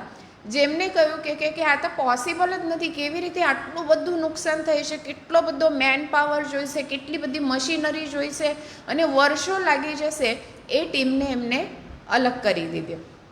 પછી એમને પૂછ્યું કે આ કેટલા દિવસમાં કામ શક્ય થઈ શકે છે. એટલે ફરીથી 2 ઓપ્શન્સ આવ્યા. કોઈકે કીધું કે મહિનામાં પણ શક્ય છે, કોઈકે કીધું 6 મહિના લાગશે. એટલે એને શું કર્યું કે મહિનામાં જે શક્ય છે એમ કહે છે એ લોકોને ટીમમાં લીધા. ત્યાર પછી એને પૂછ્યું કે આના માટે તમે શું પ્રયત્ન કરશો. એટલે પછી જે ટીમ ડિસ્કશન થયું, ગ્રુપ ડિસ્કશન થયું, એમાં એ લોકો નિરાકરણ પર આવ્યા કે પ્રોબ્લેમ છે, બહુ જ મોટો છે, પણ આમાંથી બહાર નીકળવા માટેના જ આપણે વિચાર કરવાના હોય તો આપણે આટલા મુદ્દાઓ પર કામ કરવાનું રહેશે. એને આપણે એક્શન પ્લાન બનાવવાનો છે અને ખરેખર મહિનાના અંતે એ લોકોએ એ કામ કરીને બતાવ્યું. એટલે કોઈ પણ વસ્તુ જ્યારે નિરાશામય લાગે તમને કે અશક્ય લાગે છે ત્યારે પોસિબલ થઈ શકે છે, પણ ક્યારે જ્યારે તમારા મનમાં અંદરથી થવું જોઈએ કે ઇટ ઇઝ પોસિબલ. અને આ જ્યારે ચેલેન્જીસ આવે છે જીવનમાં ત્યારે એને સ્વીકારીને પોતાનામાં પરિવર્તન લાવીને તમે સક્સેસ તરફ જઈ શકો છો. એટલે ખૂબ સરસ ચૈત્રએ પણ જે ચેલેન્જથી ચેન્જ સુધીની વાત કરી. મારા હિસાબે આજના 4 પુસ્તકો તમારે બધાએ વ્યવસ્થિત વાંચવાની જરૂર છે, તો જીવનમાં તમને એક ગોલ મળશે. અને કાવ્યાએ જે ઇકીગાય ફોર ટીન એજર્સની વાત કરી, તમને ખબર છે ઇકીગાય મોટાઓ માટેની પણ છે. 60+ લેંગ્વેજીસમાં એનું ટ્રાન્સલેશન થયું છે, વર્લ્ડ વાઇડ ખૂબ એનું વેચાણ થયું છે. જેપનીઝ લોકો કેમ આટલા બધા હસમુખા, શાંત, સંતોષી હોઈ શકે છે અને સાથે ખૂબ લાંબુ જીવે છે, એના માટે આ પુસ્તક લખાયેલી છે. અને એ વાંચીએ ત્યારે તમને ખબર પડે કે દરેકના જીવનમાં કંઈક ને કંઈક ગોલ હોવું ખૂબ જરૂરી છે, જે તમને સવારે ઉઠતાની સાથમાં તમે કેમ જીવો છો એ યાદ અપાવવા માટે હાજર હોઈ શકે છે. એટલે જે લેન્ડ ઓફ ઇમોર્ટલ્સની વાત કરી તે તમારે સ્ટ્રેસ ફ્રી લાઈફ ત્યાં હોય છે. આજે તમે કહો છો કે નાનામાં નાનું બાળક હોય ને તેને પણ હું બોર થઈ ગયો છું, મને બહુ ટેન્શન છે, તમને લોકોને પણ પરીક્ષા વખતે અમને તો બહુ સ્ટ્રેસ લાગે છે, પણ એટલું મોટું જીવન છે તેમાં આટલી નાની વાતોથી તમે જ્યારે ડિપ્રેશન લાગતું હોય, સ્ટ્રેસ લાગતો હોય ત્યારે બહાર કેવી રીતે નીકળવાનું, તો આવા પુસ્તકો તમને એના માટે મદદ કરતા હોય છે. એમાં જ એને જે વાત કરી કે what you love to do, what are you good at, what you can be paid and what the world needs. તમને શું ગમે છે, તમે શું કરી શકો છો, જેના માટે તમને પૈસા મળી શકે છે, જે તમારું કરિયર બની શકશે, અને ખરેખર જેની દુનિયાને જરૂર છે એવા કાર્ય કરવાની જરૂર છે. તો તમને ઇન્કમ પણ મળશે, તમને સંતોષ પણ મળશે, આનંદ પણ મળશે અને સાથે બીજાનું પણ ભલું થશે. તો આવા ઘણા બધા ફિલ્ડ છે કે જેમાં તમે આવું કાર્ય કરી શકશો. ઇકીગાઈની પ્રેક્ટિસ કેવી રીતે કરવાની એના જે મુદ્દાઓ એને લખ્યા, સમજાવ્યા તે પણ ખૂબ સરસ હતા. What do I do with my life, હું મારી લાઈફમાં શું કરવા માગું છું અને શું કરી રહ્યો છું કે કરું છું એ સમજવાની અને વિચારવાની જરૂર છે. તમે બાળકો અત્યારે જે એજમાં છો તો તમારે ખરેખર રોજ સવારે ઉઠીને પહેલી 5 મિનિટ આનો વિચાર કરવાની જરૂર છે કે આજનો મારો દિવસ કેવો હશે. અને સૂતા પહેલાં 5 મિનિટ વિચાર કરશો કે આજના સમગ્ર દિવસમાં મેં સવારે 5 મિનિટ જે વિચાર્યું હતું, ધાર્યું હતું તે હું કરી શક્યો કે નહીં. આટલી સાદી એક નાની ટેકનિક જો તમે જીવનમાં અપનાવી લેશો, એની આદત પાડશો તો તમારા જીવનમાં ચેન્જ આવશે. એટલે એ નાની વાતો કેટલી બધી અસરકારક હોય છે. પછી નહીં તો દિવસના અંતે અરે મારું તો હોમવર્ક હતું અને આજે તો રહી જ ગયું કરવાનું, મારે તો આ એક કામ કરવાનું હતું પણ એના માટે સમય જ ના રહ્યો. એટોમેટિક તમે જ્યારે આ બધી વસ્તુઓનો વિચાર કરતા થશો તો ટાઈમ મેનેજમેન્ટ તમને આવડી જશે. Don't be afraid to do new things. નવી વસ્તુઓ કરવા માટે કોઈ દિવસ ડરતા નહીં. નવા ચેલેન્જીસ, જેવું ચૈત્રની બુકમાં પણ હતું કે એક પગ કૃત્રિમ હોવા છતાં પણ એ સ્વિમિંગ શીખ્યા, ડાન્સિંગ શીખ્યા, મેરેથોન દોડ્યા. તો એવી રીતે દરરોજ તમે નવી વસ્તુઓ શીખવા માટેના પ્રયત્ન કરજો. એ જે ટેલેન્ટ છે ને તમને કશે ને કશે ઉપયોગી નીવડશે. ફાઇન્ડ સ્મોલ ઓપોર્ચ્યુનિટીઝ, નાની વાતો, તકો. ઘણી વખત એવું હોય છે કે બહુ મોટાની તમે રાહ જોઈને બેસો ને એના કરતાં નાની તકો જો તમે ખેંચી લો, ગ્રેપ કરી લો તો એમાંથી તમારો જીવનનો વિકાસ ખૂબ સારો થઈ શકે છે. Follow your passion with discipline. આ ખૂબ મહત્ત્વની વાત છે કે તમારામાં પેશન છે, મારે તો એન્જિનિયર બનવું છે, સાચી વાત. પણ રોજ આપણે સૂતા બેડમાં પડીને ખાલી એમ વિચારીએ કે મારે એન્જિનિયર બનવું છે, તો કામ થશે નહીં થાય. તો એના માટે શું કરવાની જરૂર છે? તમારું ડ્રોઈંગ સારું હોવું જોઈએ, તમારું કોમ્પ્યુટર નોલેજ સારું હોવું જોઈએ, એના માટે તમારું રીડિંગ સારું હોવું જોઈએ. તો એના માટે શિસ્તબદ્ધ ડિસિપ્લિનમાં તમારે રોજનું હોમવર્ક કરવું પડશે. 10th બોર્ડમાં 12th બોર્ડમાં જે પણ બાળકો ફર્સ્ટ આવે છે એ લોકોને જો તમે પૂછો કે તમારું સમગ્ર વર્ષ દરમિયાનનું રૂટીન કેવું હતું, તો એ એક જ કહેશે કે અમે રોજ થોડું જ કરતા હતા, પણ કન્ટિન્યુઅસ કરતા હતા, ડિસિપ્લિનમાં કરતા હતા. તો આ બધી હેબિટ આપણે અપનાવવાની જરૂરી છે. બી બેસ્ટ ઇન યોર ફિલ્ડ. તમે જે પણ કંઈ કરો એમાં તમે ધી બેસ્ટ બનો.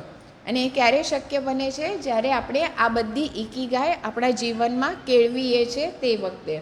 અને આ બધામાંથી રૂલ્સ ફોર હેપી લાઈફ એને જે વાત કરી છે, તો સ્પેન્ડ ટાઈમ આઉટસાઇડ. અત્યારે આપણે શું કરીએ છીએ? મોબાઈલમાં ગેમ રમીએ અને પછી એટલા બધા થાકી જઈએ, પણ એમાં તમારા બોડીએ ફિઝિકલ એક્સરસાઇઝ કરી છે? ગ્રાઉન્ડ પર જઈને તમે જે એક્ટિવિટી કરો છો, ગેમ્સ રમો છો, એ તમને કરવા મળી છે? નથી મળી. મોબાઈલમાં ફક્ત 2 અંગૂઠાનો જ ઉપયોગ થાય છે. શરીરને એની કસરતના કોઈ બેનિફિટ્સ નથી મળતા. એટલે બહાર જઈને તમે ટાઈમ સ્પેન્ડ કરો, લીવ સ્ટ્રેસ ફ્રી. ખૂબ મોટી વાત છે આ પણ. Get close to nature. કુદરતની સાનિધ્યમાં રહો. કુદરત પાસેથી આપણને એટલું બધું શીખવાનું મળે છે. સૂરજ રોજ આથમે છે, રોજ ઉગે છે, આમાં પણ કેટલો મોટો તમને એક મેસેજ મળી જાય છે. તમે રૂટીનમાં કેવી રીતે રહી શકો છો. તો એ જે ડિસિપ્લિન છે, તો એ બધી જીવનમાં અપનાવવાની જરૂરી છે. પ્રેક્ટિસ એક્સરસાઇઝ બરાબર છે. તમે રોજે રોજ એક વસ્તુ વ્યવસ્થિત પ્રેક્ટિસ કરો તો એટોમેટિક એ તમારી હેબિટ બની જાય છે. Avoid over eating. ઇકીગાયમાં આના પર ખૂબ ભાર આપવામાં આવ્યો છે. જે મોટાઓની બુક છે એમાં પણ ખાસ કહ્યું છે કે 80% જ તમારું પેટ ભરેલું હોવું જોઈએ, 20% ખાલી રાખવાનું છે. ને પછી આપણે શું કરીએ? પેલા લેઝના પેકેટ્સ ને બધું ઈચ્છા નહીં હોય, ભૂખ નહીં હોય, પણ ઈચ્છા હોય તો આપણે ખાઈ લઈએ છીએ. તો એ આપણા શરીરને નુકસાન કરી શકે છે. અને કલરફુલ તમારું ડાયટ હોવું જોઈએ. તમે જે પણ ખાઓ છો, આપણું ભારતીય સંસ્કૃતિમાં જે પણ આપણે ફૂડ આરોગીએ છીએ ને, તે ખૂબ સાયન્ટિફિક છે. જેટલા કલરના ફૂડ તમે ખાઓ છો એટલા ન્યુટ્રિયન્ટ્સ તમારા શરીરમાં જાય છે. એટલે એ પણ એક વિચારવા જેવી બાબત છે. Make good friends. અત્યારે તમે જે ટીન એજમાં છો, આ ખૂબ મહત્ત્વની વાત છે. વેકેશનમાં અમે ઘણા બધા વર્કશોપ્સ લીધા, એમાં પણ ખાસ જણાવ્યું હતું કે આ એજમાં સૌથી મહત્ત્વનું હોય છે કે તમારા જીવનમાં વિકાસ કરવા માટે જે સપોર્ટ કરે છે એવા ફ્રેન્ડ્સ તમારે બનાવવાના છે. નહીં તો તોફાન કરવાનો, મસ્તી કરવાની, ચાલુ વાર્તાલાપમાં એકબીજાની સાથે વાતો કરવાની, હસવાનું, તો એમાંથી નુકસાન તમને થવાનું છે. પણ આમાંથી આપણે કંઈક અલગ ગોલ તરફ જવું હોય તો ફ્રેન્ડ્સ સારા હોવા જોઈએ, જે આપણને સપોર્ટ કરી શકે. આપણી ભૂલ થતી હોય તો આપણને સમજાવી પણ શકે એવા સાચા ફ્રેન્ડ્સની જરૂર હોય છે. અને don't stop doing what you like. તમને જે ગમે છે તે કરવા માટે કોઈ દિવસ તમારે બંધ નથી કરવાનું. એટલે એટલી સરસ વસ્તુઓ આજે જાણવાની મળી છે. 4 બાળકોએ જે પુસ્તકો સિલેક્ટ કર્યા, એની રજૂઆત કરી, તે માટે સૌને અભિનંદન. જયવીરે પણ આજે ખૂબ સુંદર સંચાલન કર્યું. તારું પહેલી વખત છે સંચાલન? જો પહેલી વખત એને આ સંચાલન કર્યું છે, 8th સ્ટેન્ડર્ડમાં તો 8th સ્ટેન્ડર્ડમાં આવ્યો છે. પણ મને એમ થાય છે કે ભવિષ્યમાં મોટા સ્ટેજ પર પણ તું સંચાલન કરી શકશે. એટલી સરસ એની તૈયારી હતી. કેમ કે સંચાલન કરવું એટલે ફક્ત અહીંયા આવીને કોણ શું બોલશે એવું નથી, પણ એ કનેક્ટ કરતો હતો કે પહેલાં વક્તાએ શું બોલ્યું છે એના પ્રમાણે એ કનેક્ટ કરીને બીજા વક્તાને આમંત્રિત કરતો હતો. તો પણ આ પણ એક વસ્તુ શીખવા જેવી છે. આજના વાર્તાલાપના અંતે હવે આપણે ચર્ચાને અહીંયા પ્લેટફોર્મ આપીશું. તમને જે પણ આ 4 પુસ્તકોમાંથી પ્રશ્નો હોય તે વક્તાનું નામ લઈને તમે પ્રશ્ન કરી શકો છો. વ્યવસ્થિત સાંભળ્યું હોય તો ખૂબ સારા પ્રશ્ન મનમાં હોઈ શકે છે. પુસ્તકના આધારે એ લોકો જવાબ આપવાની પૂરતી કોશિશ કરશે. કદાચ તમારી પાસે પૂરક માહિતી હશે, કેમ કે ઓલરેડી તમે આના વિશે વાંચ્યું છે, ક્યાં તો જાણતા હોય તો ચોક્કસ તમે એ પણ અહીંયા શેર કરી શકો છો. તો મંચ ખુલ્લો છે અને હવે આપણે પૂરક માહિતી અને ચર્ચા પ્રશ્ન માટે ઓપન રાખીએ. કોણ કરે છે પહેલો પ્રશ્ન? આ પણ એક આત્મવિશ્વાસ અને હિંમતનું કામ છે. જો તમે આમ વિચાર કરશો કે હું કેવી રીતે પૂછું, તો કોઈ દિવસ પ્રશ્નનું નિરાકરણ નહીં આવશે ને મલ્ટિપલ થતું રહેશે. આજે તમારી પાસે ચાન્સ છે. યસ બેટા, પૂછો. તારું નામ કહેજે, સ્કૂલનું નામ અને કોણે પ્રશ્ન પૂછે છે એનું નામ કહેજે. મારું નામ પટેલ પરીખ છે. મારી સ્કૂલનું નામ આશ્રમ શાળા ભક્તાશ્રમ. મારો પ્રશ્ન યશને છે. તમિલનાડુની માટી ચંદ્રની માટી તરીકે કેમ ઓળખાય છે અને એનું મૂલ્ય શું છે? એક એ આપશો.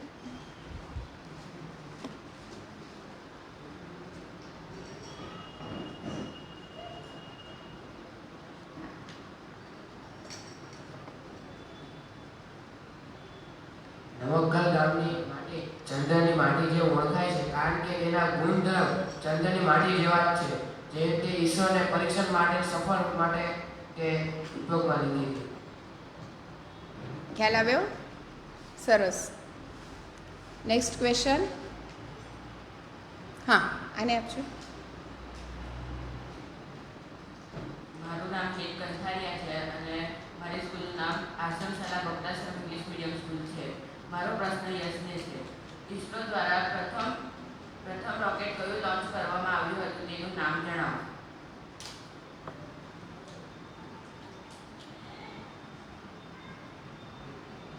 પ્રથમ જે રોકેટ હતું તે સાઉન્ડિંગ રોકેટ ઓળખાતું હતું અને મૂળના મેઘના રોહિણી હતું, જે હવામાન અભ્યાસ માટે છોડાયું હતું.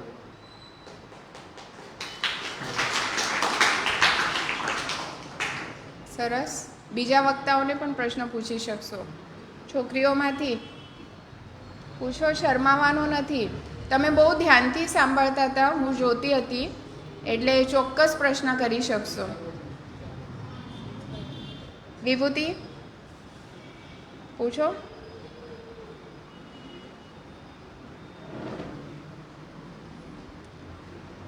આ એજમાં તો પ્રશ્ન બહુ જ થવા જોઈએ.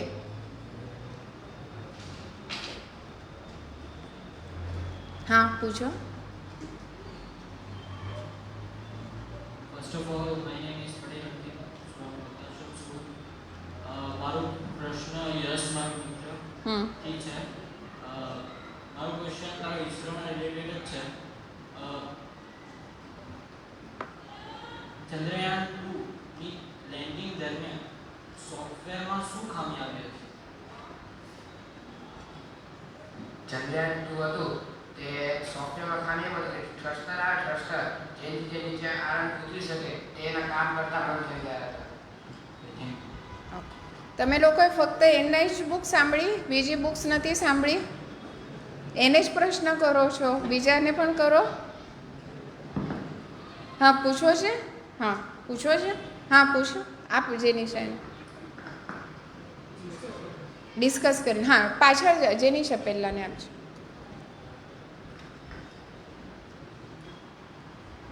મારો પ્રશ્ન આમને છે કે કાંટા વચ્ચે ફૂલ કઈ રીતે ઉગી શકે છે? ઓકે. તારું નામ શું? પરીક્ષિત. ઓકે. જેમ રોજ ઉગે છે એવી રીતના એ કેટલી બધી મુશ્કેલીઓ વચ્ચે પણ ફૂલ ઉગે છે. એ ઉદાહરણ આપ્યું કેમ કે તમને એટલે એક પ્રતિકાત્મક કહ્યું છે એ લોકોએ કે કાંટાની વચ્ચે પણ ફૂલ ઉગે, એટલે ગમે તેટલી વિષમ પરિસ્થિતિ હોય છતાં પણ તમે લાઈફની સામે પોઝિટિવ એપ્રોચ રાખીને સારી રીતે રહી શકો, આનંદમાં રહી શકો, ખુશ રહી શકો. બરાબર? ફૂલ એમ વિચાર કરે કે અરે બાપરે, મારી આજુબાજુમાં આટલા બધા કાંટા છે ને મારે નથી ખીલવું, એવું થાય નહીં. એ તો પણ ખીલે છે. બરાબર? કમળનું ફૂલ પણ જો કેટલું બધું કાદવ હોય છે છતાં પણ એમાંથી ખીલી ઉઠે છે ને કેટલું સુંદર દેખાતું હોય છે. તો આપણા જીવનમાં પણ ગમે તેટલી વિષમ પરિસ્થિતિ હોય, દુઃખ હોય, ચેલેન્જીસ હોય, છતાં પણ આપણે આપણો જે સ્વભાવ છે હસતા રહેવાનું, ખુશ રહેવાનું, એને નથી છોડવાનું, એ ફૂલની જેમ મહેકતું રાખવાનું છે, એવો એનો અર્થ થાય. ચાલો આ બાજુ.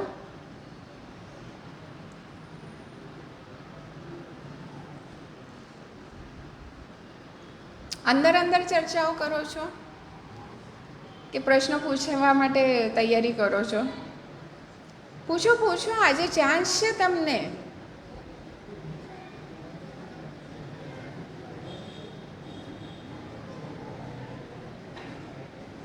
કદાચ આજુબાજુવાળા પાસે એક્ઝેક્ટ જવાબ નહીં હોય, આ વક્તાઓએ બુક વાંચી છે એટલે એમની પાસે જવાબ હોઈ શકે. હા, પૂછી જો.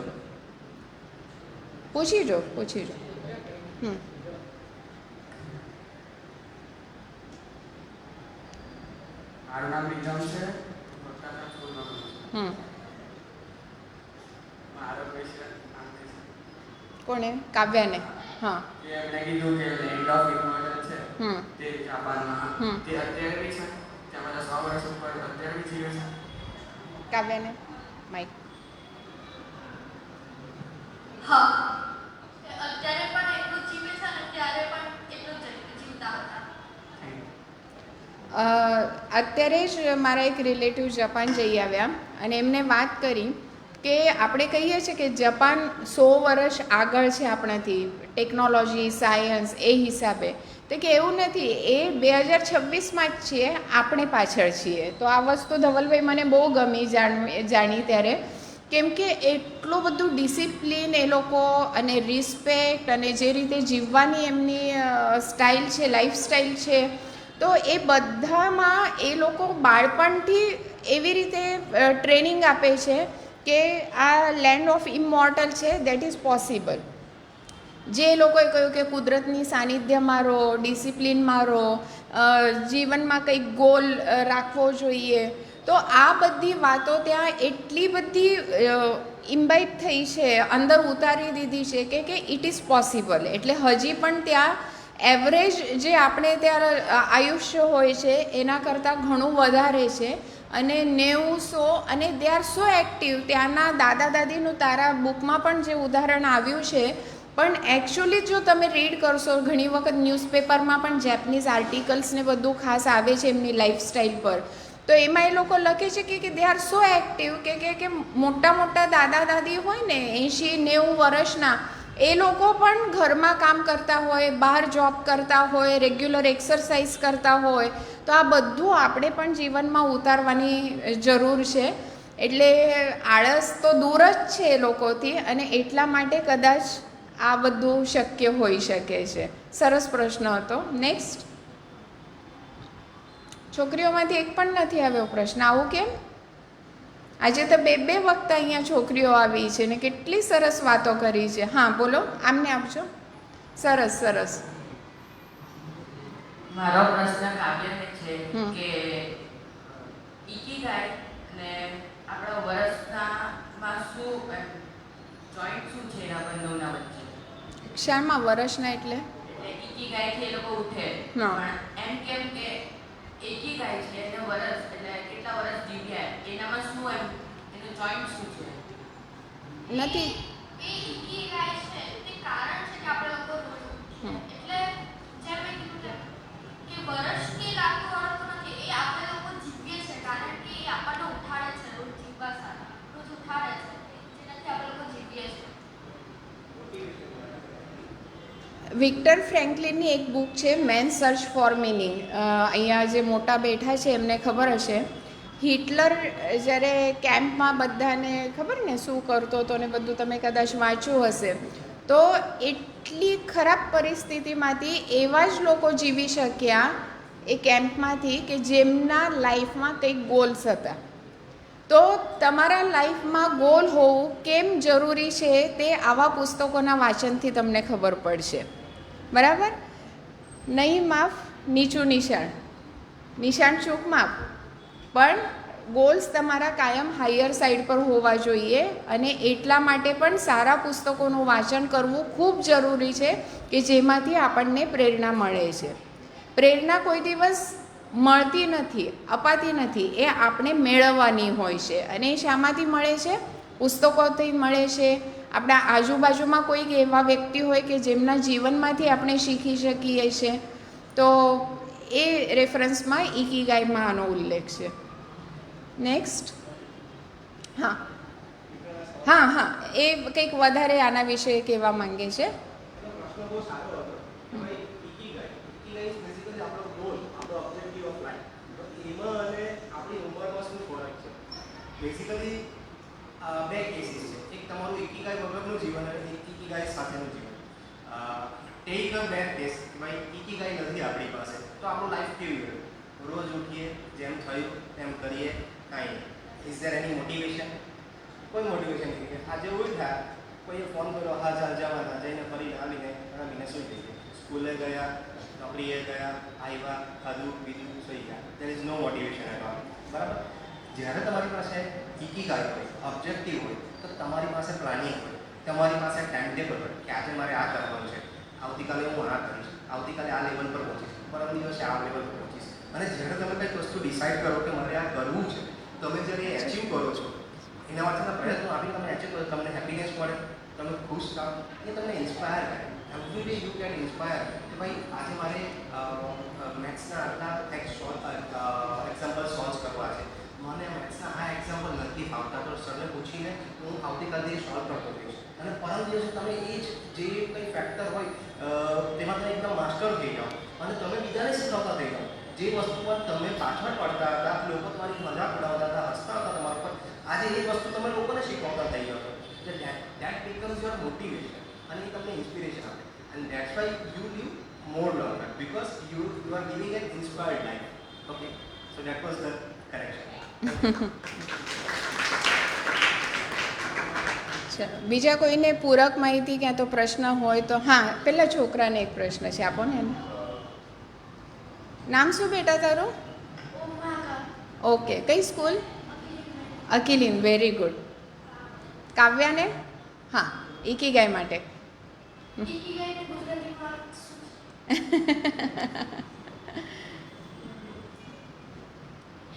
કારણ છે જેનાથી આપણે લોકો રોજ સવારે ઉઠીએ. એટલે કે હવે તું માની લે કે તારા ખાલી 15 માર્ક જ આવ્યા, 15 માર્ક્સ જ આવ્યા મેથ્સમાં, ફૂલ માર્ક્સ નહીં આવ્યા, તો તને એવું થાય ને કે યાર ઓછા આવ્યા, થોડા ફૂલ આવતો તો સારું થતું. તો તું રોજ એને સારું સમજ કરશે, હા ને? તો તું રોજ ઉઠીને એને સારું સમજ કરશે. તો તું કાલે નહીં ઉઠે તો પછી તારા પાસે ફૂલ કેવી રીતે આવે? એટલે એ એવી રીતે લોંગ લાઈફ સારું બી કનેક્ટેડ છે કે તમે એના સારું એક ઇન્સ્પાયર લાઈફ લો છો. લાઈક પપ્પાએ કીધું તેમ સમજ્યો કે હજુ પાછું બોલું? ઇકીગાઈ છે ને એ જેપનીઝ વર્ડ છે જેનો અર્થ એવો થાય છે કે રોજ સવારે ઉઠીને જીવન જીવવા માટે કંઈક કારણ હોવું જરૂરી છે. ખ્યાલ આવ્યો?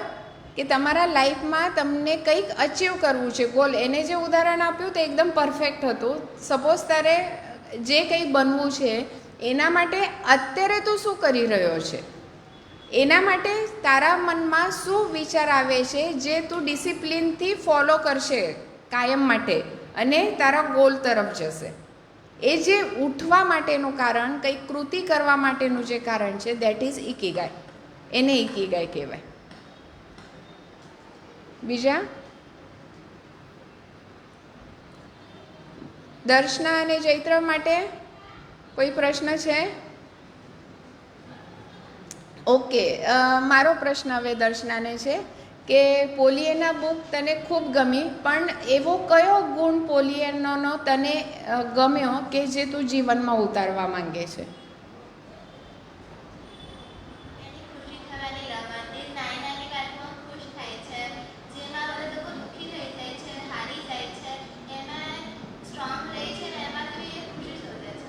Okay, very good. અને ચૈત્ર માટે પ્રશ્ન છે કે આ એટલા બધા ઓડ સિચ્યુએશન્સમાંથી પોતાને આગળ લઈ જાય છે, તો તારા જીવનમાં પણ એવું કંઈ હતું એકાદ પ્રસંગ કે જેને તે ઓવરકમ કર્યું અને તું આગળ વધ્યો છે? મારા જીવનમાં તો નહોતું, પણ મારા દાદાના જીવનમાં હતું. કારણ કે એ જ્યારે 7 વર્ષના હતા ને ત્યારે રમતા રમતા એમનો એક પગ ટ્રોલી નીચે આવી ગયો હતો અને એમનો એક પગ ઓહ 7 વર્ષની ઉંમરે જેમનો એક પગ કપાઈ ગયો હતો તો પણ એ આખો ગિરનારનો પર્વત ચડ્યા હતા એવું મારી બાએ કીધું હતું અને એવી રીતે એમને વેરી ગુડ, વેરી ગુડ. જોયું, આપણા જીવનમાં જ આજુબાજુમાં રોલ મોડેલ્સ તમારે બહાર શોધવા જવાની જરૂર નથી હોતી. ઘણી વખત આપણા જ જીવનમાં, આપણા ફેમિલીમાં, આસપાસમાં એ હોઈ શકે છે જેમની પાસેથી આપણે શીખી શકીએ. એટલે ફરીથી બધી ઇન્ટરકનેક્ટેડ બુક્સ છે. ઇકીગાઈમાં જે લખ્યું છે કે નાની નાની ઓપોર્ચ્યુનિટીઝ પણ ગ્રેપ કરો તમે, તો આ એ જ ઉદાહરણ હતું ને કે ઘરમાં જ ઉદાહરણ હતું અને આ બુક સાથે એને કનેક્ટ કરી દીધું છે. રાઈટ? બહુ જ સરસ. હજુ કોઈ છે અવકાશ? આપણી પાસે 1-2 મિનિટ છે ને, તો આપણે સમરી. હા છે, હા આને આપજો જેનિશા.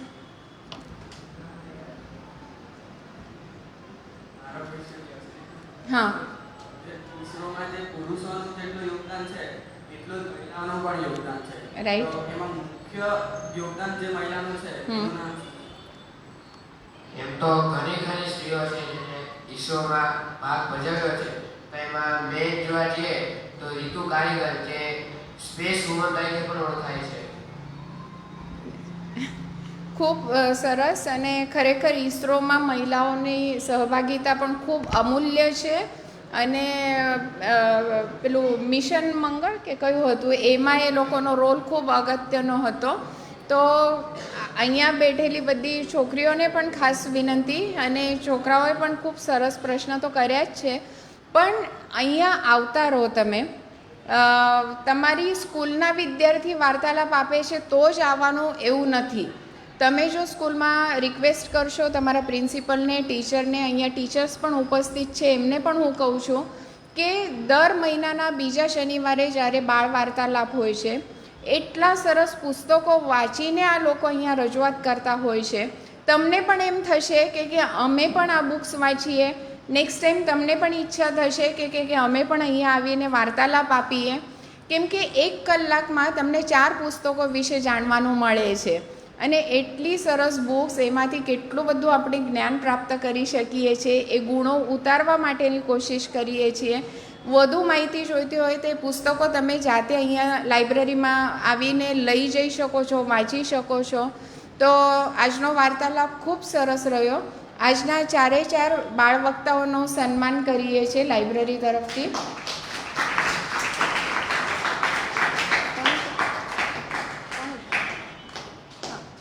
બધા જ આપી.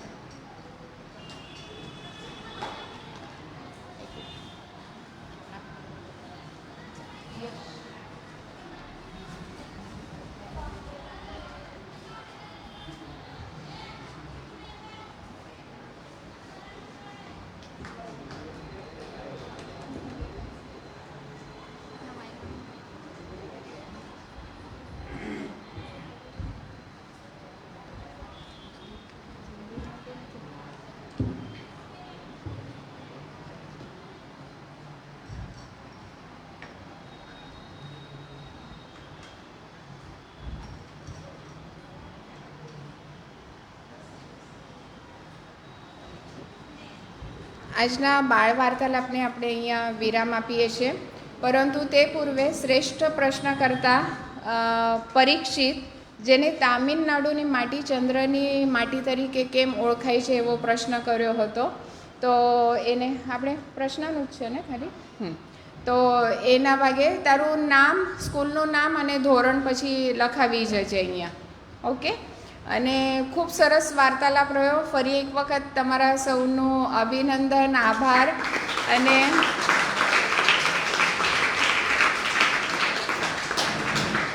એક નવા વાતાવરણમાં આવીને કંઈક નવું શીખવાની ધગશ રાખશો અને ચોક્કસ અહીંયા આવતા રહેજો.